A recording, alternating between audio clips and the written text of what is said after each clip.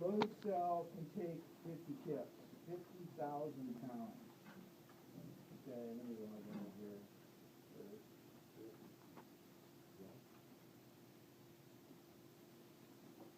Okay, so this machine works just like the ones we used in E45, except when you crank it up, it's not really noisy. Okay? The ones over there, how did those operate? Hydraulic. They're hydraulic machines, so we had a pump that was irritating to us, okay? And the table, the lower table had a ram underneath it, and the way it applied a force was it put pressure in the ram, and it pushed the table up, and the upper table, the upper crosshead was attached to that, and the lower crosshead was fixed. This has the table that's fixed, and in here there are a couple of really tall screws that feed through the ends of the crosshead. And as the machine is applying the load, it's physically moving this crosshead up in a tensile test, okay, or down in a compression test, really, really slow. The threads on these screws are really fine, okay? So, of course, you can dictate whatever speed you want, but it takes about 15 minutes for us to break one of these samples because there's so much elongation involved, okay? Which is okay. Nice and slow is good if you're learning how to use the tensile testing machine.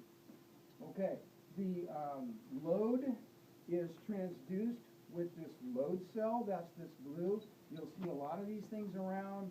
These load cells have some pretty cool technology in them. Again, over in the hydraulic machine, we had a pressure transducer that measured the pressure in the reservoir, basically, or the cylinder that pushed the table up, and it transduced that and translated it into load for us on the computer. Here, instead of a pressure transducer, there's a diaphragm inside these load cells that has a whole bunch of strain gauges attached circumferentially. They're actually aimed in radially. Now, around the circumference, there's a whole bunch of them that are averaged, and as this thing deflects, as that diaphragm deflects, those strain gauges very, very sensitively measure the deflection and convert that to load for us. Very cool technology inside these things. This one, again, will go up to 50,000 pounds. If I put 50,000 pounds on one of these 505 samples, how much stress is that? The area. Force over the area. Who read the background unit? 14 inch area.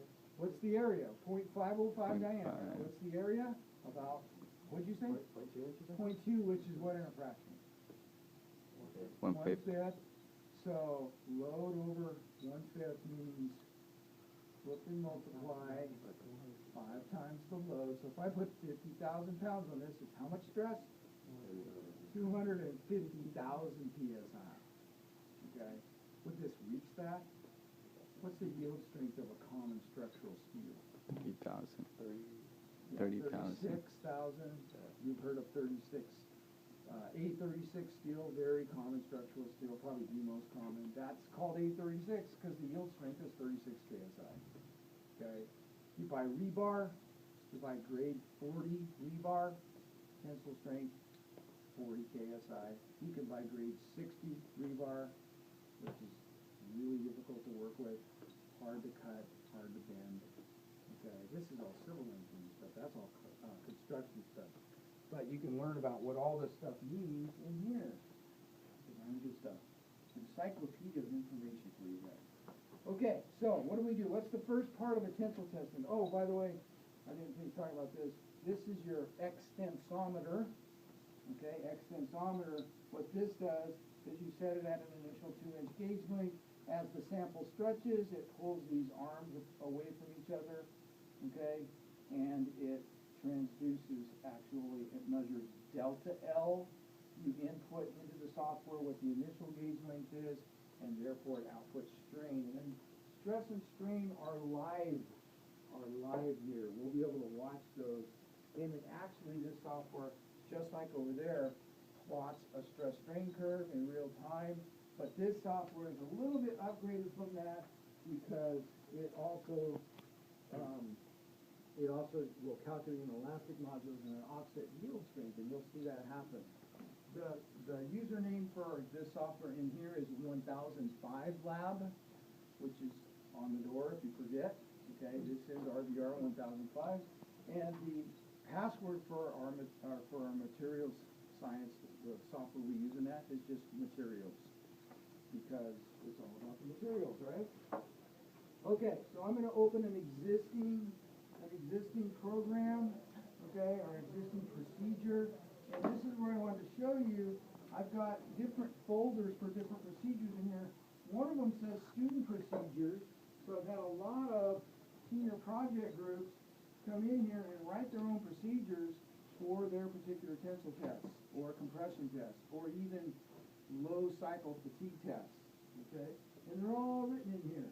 So that's just, if you guys want to do that, you can do that. I'll go back and I'll open the folder that says any 180 procedures and any 180 tensile tests, and I'll just let that boot up. Now, we can't do anything with the machine until the software is booted up, because, oh, I gotta turn, wait a minute.